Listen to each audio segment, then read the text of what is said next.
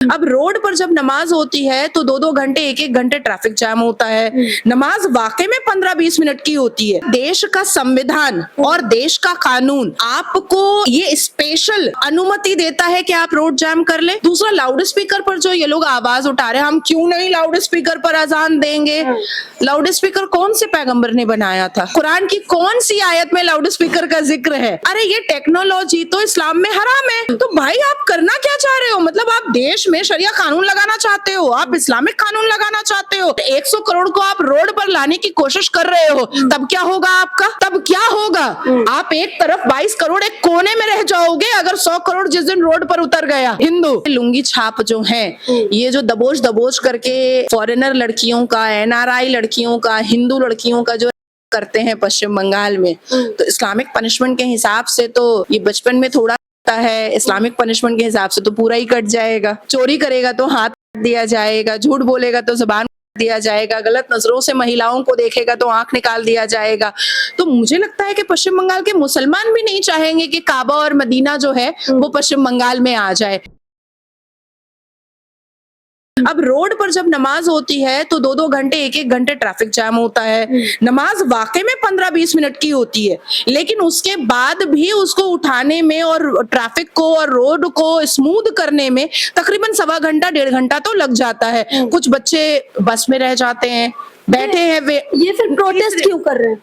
तीसरी बात है कि क्या देश का संविधान और देश का कानून आपको ये स्पेशल अनुमति देता है कि आप रोड जाम कर ले। BNS की कई धाराएं हैं जिसमें आप रोड जाम अपने किसी रिलीजियस चीजों के लिए नहीं कर सकते हैं। दूसरा, लाउड स्पीकर पर जो ये लोग आवाज उठा रहे हैं, हम क्यों नहीं लाउड स्पीकर पर अजान देंगे। लाउड स्पीकर कौन से पैगंबर ने बनाया था? कुरान की कौन सी आयत में लाउड स्पीकर का जिक्र है? अरे ये टेक्नोलॉजी तो इस्लाम में हराम है। और टेक्नोलॉजी, एक तो इस्लाम में हराम है टेक्नोलॉजी, अभी तुम टेक्नोलॉजी को इस्लाम का हिस्सा बना रहे हो। दूसरा कि सुप्रीम माननीय सर्वोच्च न्यायपालिका ने हिंदू, मुस्लिम, सिख, ईसाई, बौद्ध, जैन सबको बोला है कि आप अपने धार्मिक स्थलों पर लाउड स्पीकर का एक जो मात्रा दिया गया है आप उसी पर चलाइए। आज पश्चिम बंगाल हो या उत्तर प्रदेश हो या आसाम हो या बिहार हो, हिंदू बाहर नहीं निकल रहा है, जैन बाहर नहीं निकल रहा है, बौद्ध बाहर नहीं निकल रहा है, यहूदी बाहर नहीं निकल रहा है, क्रिश्चियन बाहर नहीं निकल रहा है। सिर्फ मुसलमान को क्यों प्रॉब्लम है जबकि हराम है वो लाउड स्पीकर टेक्नोलॉजी। तो भाई आप करना क्या चाह रहे हो? मतलब आप देश में शरिया कानून लगाना चाहते हो, आप इस्लामिक कानून लगाना चाहते हो, ऊपर से आप सिर्फ देश के संविधान को और देश के कानून का उल्लंघन नहीं कर रहे हो, आप अल कुरान के खिलाफ जा रहे हो, आप पैगंबर मोहम्मद सल्लल्लाहु अलैहि वसल्लम की सुन्नत रसूल के खिलाफ जा रहे हो, आप शरिया के खिलाफ जा रहे हो, आप हदीसों के खिलाफ जा रहे हो, पैगंबर मोहम्मद की कही हुई पेशन गोई और उनकी कही भी बातों के खिलाफ जा रहे हो। क्यों? क्योंकि सिर्फ दबंगई दिखाना है, अपनी मेजॉरिटी दिखाना है। तो आप 22 करोड़ की मेजॉरिटी दिखा करके अगर 100 करोड़ को आप रोड पर लाने की कोशिश कर रहे हो, तब क्या होगा आपका? तब क्या होगा?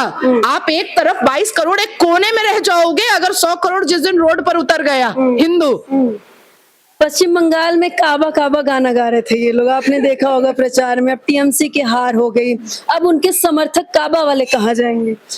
देखिए, मुझे लगता है कि अगर शाइनी घोष ने जैसे कहा कि उनके नयन में काबा रहता है और उनके हृदय में मदीना रहता है, तो इसलिए अल्लाह ने सोचा कि तुमको काबा और मदीना बहुत पसंद है, मैं तुमको हरवा देता हूँ। हज यात्रा चली रही है, तुम आ जाओ और हज यात्रा करो और यहीं पर इबादत गुजार बन जाओ, इबादत वाली बन जाओ। कि अगर पश्चिम बंगाल में वाकई में मक्का और मदीना आ जाए तो साथ साथ तो फिर इस्लामिक पनिशमेंट भी आ जाएगा। फिर ये जो लुंगी छाप जो है, ये जो दबोच दबोच करके फॉरेनर लड़कियों का, NRI लड़कियों का, हिंदू लड़कियों का जो करते हैं पश्चिम बंगाल में, तो इस्लामिक पनिशमेंट के हिसाब से तो ये बचपन में थोड़ा है, इस्लामिक पनिशमेंट के हिसाब से तो पूरा ही कट जाएगा। चोरी करेगा तो हाथ दिया जाएगा, झूठ बोलेगा तो जुबान काट दिया जाएगा, गलत नजरों से महिलाओं को देखेगा तो आंख निकाल दिया जाएगा। तो मुझे लगता है कि पश्चिम बंगाल के मुसलमान भी नहीं चाहेंगे कि काबा और मदीना जो है वो पश्चिम बंगाल में आ जाए, क्योंकि जब देश के कानून को वो नहीं मान पा रहे हैं और रोड पर हमारी घर की जीनतें जो हैं, हिजाबने जो हैं, अल्लाह के नूर का जो चेहरा है उनका हम रोज देख रहे हैं न्यूज में कि कितना खूबसूरत खूबसूरत अल्लाह के नूर वाला चेहरा है। तो मुझे लगता है कि पश्चिम बंगाल के मुसलमान भी नहीं चाहते थे कि काबा और मदीना पश्चिम बंगाल में आए, नहीं तो साथ साथ इस्लामिक पनिशमेंट भी आ जाएगा। और जितने रोहिंग्या हैं वहां पर उनके साथ क्या होना चाहिए? देखिए, सबका इलाज होना जरूरी है। इस देश में रहना है, संविधान तो मानना पड़ेगा। इस देश में रहना है, देश का कानून तो मानना पड़ेगा। इस देश में रहना है, भारत माता की जय तो बोलना पड़ेगा। इस देश में रहना है, वंदे मातरम गौरव से बोलना पड़ेगा। और नहीं बोलोगे तो इलाज और ट्रीटमेंट तो स्पेशल है ही है। नाजिया जी, हिंदू राष्ट्र को लेकर सभी हिंदू लगातार कहते हैं कि देश हिंदू राष्ट्र बनेगा।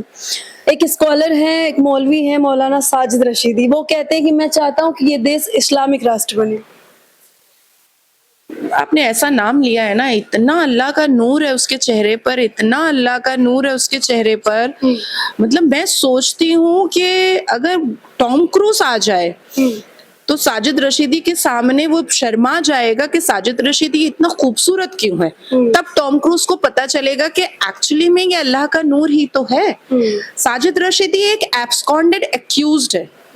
पश्चिम बंगाल के मेट्रोपॉलिटन कोर्ट में उसके ऊपर नॉन बेलेबल वारंट निकला हुआ है। अच्छा जी, मैं आपको उसका डिटेल भी दे दूंगी। ग्रीशबाग पुलिस स्टेशन में उसके ऊपर 2 FIR है।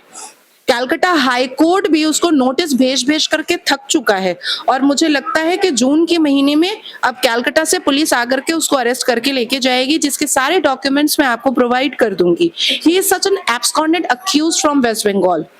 तो फिर कैसे बनाएंगे इस्लामिक राष्ट्र? अरेस्ट हो गए तो वो अरेस्ट हो या ना हो, अरेस्ट तो वो होगा ही। वो इस्लामिक राष्ट्र कभी नहीं बना सकता है।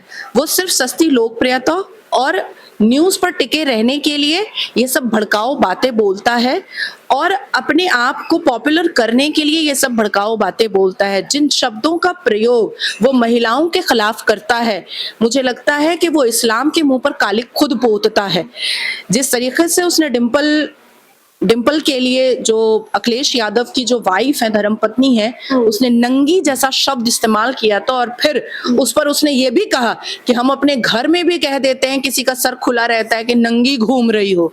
अब आप सोचो कि ऐसे जाहिल मुल्ला मौलवियों की जगह जेल होनी चाहिए, घर नहीं होनी चाहिए। ममता बनर्जी अब काली कोट डाल के कोर्ट में जाते हुए नजर आई है पिछले कुछ दिनों में, आपने देखा होगा। हारने के बाद बीसीआई ने उनसे डॉक्यूमेंट मांगा है और ममता बनर्जी को हमेशा से जमीन पर लोट लगाने की आदत है। ये बात हो सकता है कि पूरे राष्ट्र को ना पता हो, आप लोग जेनजी जनरेशन के हैं, आप लोगों को ना पता हो, पर हम लोग मिलेनिया जनरेशन के हैं। हम लोगों ने ममता बनर्जी को लेफ्ट फ्रंट के खिलाफ जमीन पर लोट लगाते हुए देखा है, हमने उनको मातम करते हुए देखा है। और जिस हिसाब से ममता बनर्जी ने ड्यूरिंग इलेक्शन कहा था कि जो कोई भी भाजपा को समर्थन करेगा और भाजपा को वोट करेगा, उनके पास एक समुदाय वाला है जो 12 बजा देगा हिंदुओं का। और आज कल जो हमने एक जिहाद का दृश्य पाक सर्कल 7 पॉइंट क्रॉसिंग पर देखा, हमने हावड़ा स्टेशन के पास देखा, हमने आसनसोल में देखा, हमने अलग अलग कोलकाता और वेस्ट बंगाल के जगह पर जो हम देखते, जो कंटिन्यूअसली हम देख रहे हैं, ये वही ममता बनर्जी के मजहब वाले हैं। ये वही ममता बनर्जी के टूल किट है जो पश्चिम बंगाल के लॉ एंड ऑर्डर का ताना बाना बिगाड़ने की कोशिश करते रहेंगे, कंटिन्यूअसली करते रहेंगे। आपको पता है कि कल एक महिला ने न्यूज 18 के बूम पर कहा है कि जाके मोदी के कान में ठुसा दो, ये वर्ड है, जाके मोदी के कान में ठुसा दो कि हम गाय खाएंगे, हम रोड पर नमाज पढ़ेंगे, मोदी ये समझ ले कि हम ऐसा करेंगे। मैंने ट्वीट भी किया है, उस पूरे कंटेंट को मैंने ट्वीट भी किया है। क्या देंगी जवाब उस महिला को? मैं उस महिला की औकात ही नहीं है कि मैं उसको जवाब दूं। लेकिन हाँ, जो कोई भी ये करवा रहा है, मैं उसको इतना जरूर कहना चाह रही हूँ कि धीरे धीरे मुसलमानों को खत्म करने की साजिशें खुद मुसलमान ही कर रहा है। कैसे? जिस हिसाब से दिल्ली ओखला से जिस हिसाब से all India Muslim personal law board से, जिस हिसाब से रजाकारी असदुद्दीन अवैसी के लोगों के द्वारा जो यूट्यूब चैनल और इंस्टाग्राम के माध्यम से पश्चिम बंगाल और उत्तर प्रदेश और अलग अलग राज्यों में जहां पर भाजपा की सरकार है वहां पर के मुसलमानों को जो भड़काया जाता है, उनको जो प्रोवोकेशन दिया जाता है, होता क्या है? जो YouTube चैनल के माध्यम से भड़काते हैं वो तो एसी रूम में बैठे रहते हैं। लाठी कौन खाता है? जो रोड पर पत्थर मारते हैं, अरेस्ट कौन होता है?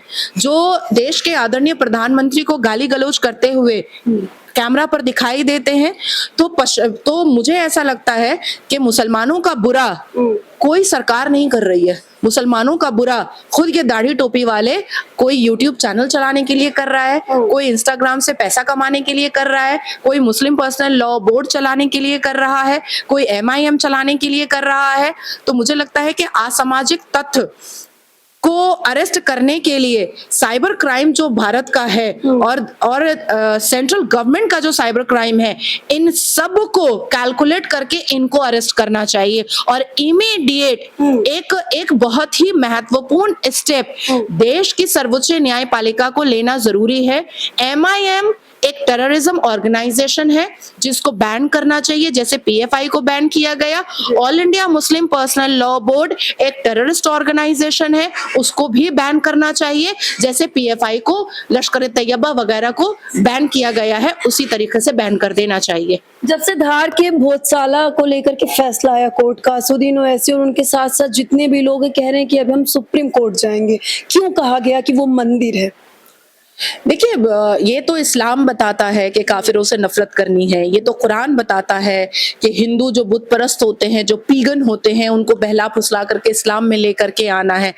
तो असदुद्दीन अवैसी रजाकारी फौज का सरपरस्त है। असदुद्दीन अवैसी कासिम रिजवी रजाकारी मुखबिर का चश्मो चिराग है, आखिरी चश्मो चिराग है। असदुद्दीन अवैसी देश का ताना बाना बिगाड़ने और टेररिस्ट और टेररिज्म मानसिकता को फैलाने का एक बहुत बड़ा सरपरस्त और सरबरा है, तो वो ऐसी बातें तो जरूर करेगा। इस्लाम और हदीसें इस बात की वाज़ाह करती है कि जो जमीन डिस्प्यूटेड हो उस जमीन पर नमाज जायज नहीं होती है। तो इस्लाम को इन्होंने पॉकेट में डाल दिया है शेरवानी के। पैगंबर मोहम्मद सल्लल्लाहु अलैहि वसल्लम को अब ये आका मानते नहीं हैं। अब ये पाकिस्तान, पाकिस्तानी मानसिकता और ये बांग्लादेश और बांग्लादेश की जिहादी मानसिकता को ही अपना आका मानते हैं।